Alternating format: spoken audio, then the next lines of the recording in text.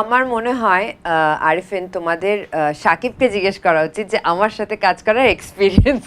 প্রকাশ পেল ঢালিউড মেগাস্টার শাকিব খানের বহুল অপেক্ষিত সিনেমা রকিস্টারের দ্বিতীয় টিজারটির নাম হলো ফ্লাওয়ার। টিজারটি প্রকাশে আসার পর থেকে পুরো সোশ্যাল মিডিয়ার মধ্যে মুহূর্তেই তুলপাড়। শাকিব খানের অভিনয় ও দক্ষতা দেখে রীতিমতো চমকে উঠেছেন সকল দর্শকরা। অন্যদিকে টিজারে থাকা শাকিব খানের পাশে অভিনয় করা মিথিলার অভিনয় দেখে রীতিমতো শাকিব খানকে নিয়ে বাজে মন্তব্য করতেছেন অনেক দর্শকরা। এই শুধু দর্শকের মধ্যে সীমাবদ্ধ নয়, ওপার বাংলার জনপ্রিয় অভিনেত্রী মিমি চক্রবর্তীও মুখ খুলেছেন। তিনি বললেন, শাকিব ছি ছি, তোর সিনেমার মধ্যে কেমন নোংরামি। প্রকাশ্যে মিথিলার সঙ্গে এ ধরনের নোংরামি যেটা বাংলা সিনেমার জন্য একটা অসম্মানযোগ্য।